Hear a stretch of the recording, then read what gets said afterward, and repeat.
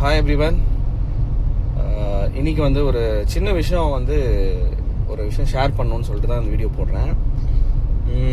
எனக்கு வந்து பார்த்தீங்கன்னா ஒரு 13 இயர்ஸ் நான் வந்து டீச்சிங் ஃபீல்டில் இருக்கேன். ஆஸ் இங்கிலீஷ் டீச்சராக வந்து ஒரு 13 இயர்ஸாக இருக்கேன்.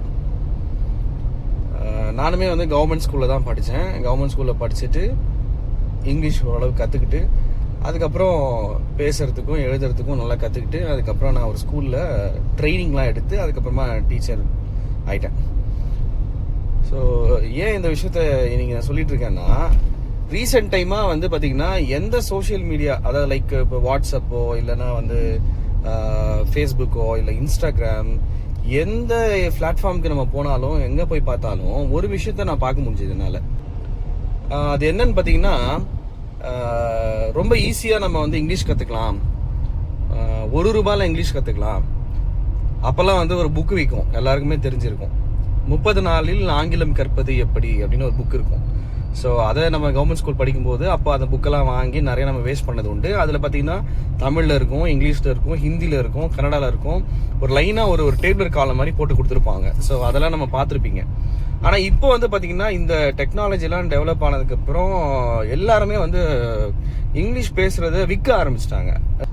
சூப்பராக நீங்கள் இங்கிலீஷ் கற்றுக்கலாம் அப்படின்னு சொல்லிட்டு நிறைய ஆப், அதுவும் பார்த்தீங்கன்னா நிறைய செலிபிரிட்டிஸே வந்து இங்கிலீஷ் கற்றுக்கலாம், நீங்கள் இங்கிலீஷ் வந்து கஷ்டம் கிடையாது, நீங்கள் வந்து 1-to-1 ஆப் மூலயமா 1-to-1 நீங்கள் கற்றுக்கலாம், அதுக்கப்புறம் பர்சனலாக வந்து டெக்ஸ்ட் பண்ணுறது மூலிமா இங்கிலீஷ் கற்றுக்கலாம். நிறைய நம்ம பார்த்துட்டே இருக்கேன், எக்கச்சக்கமாக பார்க்குறேன்.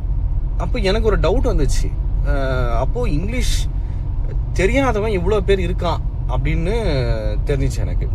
இன்னும் கொடுமையான விஷயம் பார்த்தீங்கன்னா, ₹1 நீங்கள் இங்கிலீஷ் கற்றுக்கலாம் அப்படின்னு சொல்லிட்டு நிறைய விஷயம் நம்ம பார்க்குறோம். ஸோ இந்த ஆடெல்லாம் யாருக்காக போடுறாங்கன்னு பார்த்தீங்கன்னா, ஸ்கூல் படிக்கிற பசங்களுக்காகலாம் போடுறது கிடையாது, சரிங்களா? இதெல்லாம் நம்ம யார் பார்க்குறோன்னா, நல்லா வளர்ந்து ஒரு 25-30 வயசு காலேஜெலாம் முடிச்ச பசங்க நம்ம தான் பார்க்குறோம். இந்த மெசேஜ், இந்த ஆடெல்லாம் நம்ம பார்க்குறோம் இல்லையா? அப்போது இதெல்லாம் இங்கிலீஷ்க்கு பேசுறது ரொம்ப ஈஸி அப்படின்னு யாருக்காக போடுறானுங்க இது? அப்போ நம்ம இங்கிலீஷ் நமக்கு தெரியல, இவ்வளோ பேருக்கு இங்கிலீஷ் தெரியல அப்படின்னு எப்படி தெரிய வந்திருக்கோம் அப்படின்னு சொன்னால், மேபி என்னுடைய தாட் என்னன்னா, ஸ்கூல்ஸில் வந்து பார்த்தீங்கன்னா நம்ம இங்கிலீஷ் தெரியாமல் கற்றுக்காமல் போயிட்டு அப்புறம் காலேஜில் போயிட்டு ஒரு சென்டென்ஸ் கூட ஃப்ரேம் பண்ண தெரியாமல் கஷ்டப்பட்டு நிறைய இன்டர்வியூஸில் இப்படிப்பட்ட ஸ்டூடெண்ட்ஸ்லாம் வந்து வராங்க அப்படின்னு தெரிஞ்சால் மட்டும்தான் இப்படி ஒரு பிளாட்ஃபார்ம் வந்து உருவாயிருக்க முடியும் இல்லையா?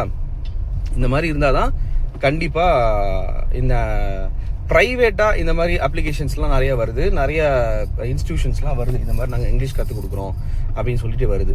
ஸோ இதுக்காக தான் நான் வந்து ஸ்டூடெண்ட்ஸ் கிட்ட நிறைய சொல்லிகிட்டே இருப்பேன், நீங்கள் வந்து இங்கிலீஷ் வந்து நல்லா கற்றுக்கோங்க, கிராமர் வந்து ஒழுங்காக கற்றுக்கோங்க. ஏன்னா அந்த பேசிக் கிராமர் நீங்கள் கற்றுக்கிட்டிங்கன்னா அது ரொம்ப ரொம்ப யூஸ்ஃபுல்லாக இருக்கும் அப்படின்னு நான் சொல்லியிருக்கேன். ஸோ இதெல்லாம் பார்க்கும்போது எனக்கு அப்படியே என்ன சொல்கிறது, ஒரு கொடுமையாக இருக்குது. ₹1 ஒருத்தன் இங்கிலீஷ் சொல்லி கொடுக்குறேன்னு சொல்கிறான், ஓகேங்களா? மேபி அவங்களுடைய ஓகே எல்லாரையும் இன்வைட் பண்ணுறதுக்காக அப்படி கூப்பிடுறதா கூட இருக்கட்டும். ஸோ எனக்கு என்ன ஒரு கேள்வின்னா, ஸோ இங்கிலீஷ் ஒரு சென்டென்ஸ் கூட ஃப்ரேம் பண்ண தெரியாமல் இவ்வளோ பேர் இருக்கிறோமா அப்படின்றது தான் அங்கே ஒரு பெரிய கொஷின் மார்க். ஸோ இவ்வளோ பேர் இருக்கும், இங்கிலீஷ் தெரியாமல் இவ்வளோ பேர் இருக்கும். காலேஜுக்கு போயிட்டு அங்கே வந்து ஒரு ப்ராப்பராக ஒரு செமினார் கூட எடுக்க தெரியாமல் நிறைய பேர்கிட்ட அசிங்கப்பட்ட ஸ்டூடெண்ட்ஸ் வந்து நிறைய பேர் எனக்கு தெரியும். நிறைய பேர் எனக்கு பர்சனலாக வந்து ஆனால் இந்த மாதிரி எனக்கு வந்து இங்கிலீஷ் சொல்லிக் கொடுங்க அப்படின்ற மாதிரி நான் கேட்குறாங்க. ஸோ இங்கிலீஷ் வந்து ரொம்ப ஈஸி தான். அதை வந்து நம்ம ஸ்கூல் படிக்கும்போதே அதை நம்ம ஒழுங்காக படிச்சிட்டோம் அப்படின்னு சொன்னால் அதுக்கப்புறம் நமக்கு ரொம்ப யூஸ்ஃபுல்லாக இருக்கும். கிராமர் தான் எல்லாமே ஸ்ட்ரகிள் ஆகுறது. பேசிக்காக அது ஒரு சின்ன ஒரு இப்போ மேக்ஸில் பார்த்தீங்கன்னா ஒரு ஃபார்முலா இருக்குன்னு வச்சுக்கோங்களேன். அந்த ஃபார்முலா வச்சு நம்ம என்ன பண்ணுவோம், ஸ்டெப்ஸ் நம்ம வந்து போட்டுகிட்டே வருவோம். ஸோ அதே மாதிரி தான் இங்கிலீஷில் இப்போ மேக்ஸ் இருக்குன்னு வச்சுக்கோங்களேன். மேக்ஸில் வந்து நம்ம என்ன பண்ணுவோம், ஒரு ஃபார்முலாவை வச்சு நம்ம என்ன பண்ணுவோம், அந்த ஸ்டெப்ஸை வந்து நம்ம வந்து போட்டுகிட்டே வருவோம் இல்லையா?